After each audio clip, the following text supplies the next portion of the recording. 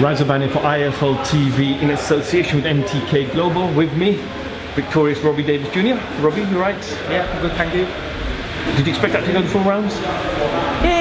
Yeah, he didn't. He very rarely got stopped. When he did, it was from what I looked, it was proper big punches. Do you know what I mean? In the weight, and when I got in there with him, I've only watched like 1 or 2 fights for him, but he didn't look that awkward on the videos I'd watched when you were in there with him. And when someone swings and their feet swing with it, and then they swing the other way and they miss, they do a spin all the way around. You just gotta.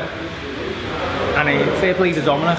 He was constantly screaming, just stick to your boxing and it's easy. Do you know what I mean? Like if it was my own way, I could have just went out there and flew out for 4 or 5 rounds, took a few, give a few, and I'd have probably gassed them over a few rounds and got them that way. But over the long run, it was better to just go in there, and I've got 8 rounds under my belt, and I feel like I've had an hard spar or what have you. Do you know what I mean? I've got the rounds under my belt, and now I can look forward going into the early summer. It seemed like you were getting caught quite a bit there. What was Dom saying to you in the corner?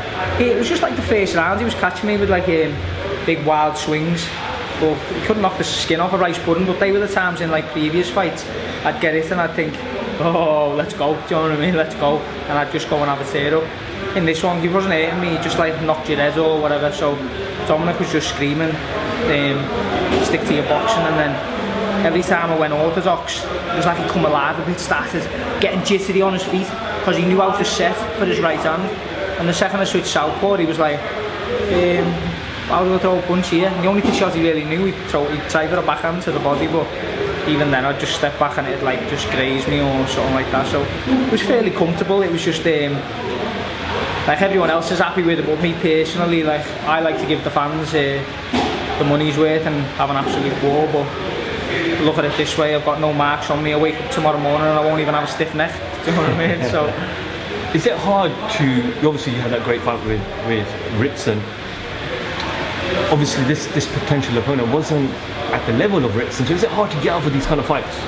Yeah, well, I wasn't even meant to be fighting him. Yeah, I was meant to be fighting a kid called Robbie Davies, who was a bit more in like the normal boxing stance and things like that. And then whatever happened, it got changed to another opponent, and then 2 days later it got changed to him last minute. So that wasn't ideal for us as a team at all, like the opponent getting changed that much. But you've just got to make do with what you can, and I got the win. I got 8 rounds under my belt, and like I was saying on Sky there, Eddie's personally sent me some names who he's been looking at for the summer, and there'll be mouth-watering ones. I think them sort of fights are what bring the best out of me, rather than when you come down a level, you're not as excited going into the rings, your nervousness that keeps you sharp isn't there.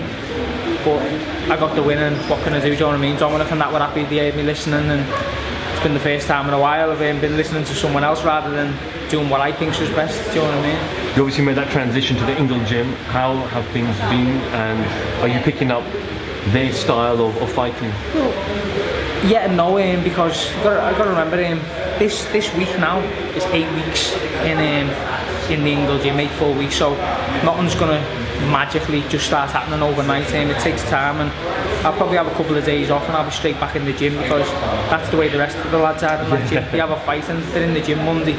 Bit hard for me to be in there Monday because I live so far away, but I'll be back in next week anyway, and I'll just keep learning and keep listening to Dominic, and hopefully once I get the big fights it'll bring the best out in me, and then touching to the end of the year I'll be really back in the mix with the big boys. It must be nice as well, you've got a good little vibe there. Liam, Kel, Kid as well, all potentially fighting for world honours in this coming year.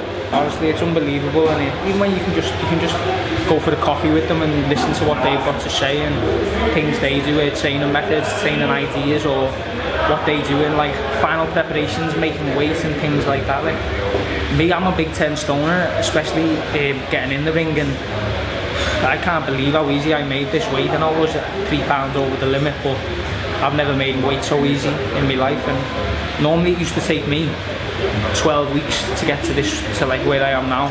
I've just done it in 6 with Dominic. Unbelievable, honestly. So it really is opening up new doors for me as well. I was speaking to Willie a couple of weeks ago, and he goes that Dom cooks for me and it's nice.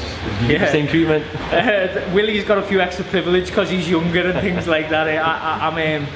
I can't meet myself. Like I'm fixed on my nutrition and things like that, so I have to do it all myself. I haven't got that with Dominic yet, but pretty sure in future he'll be cooking me steak and eggs for me brachie.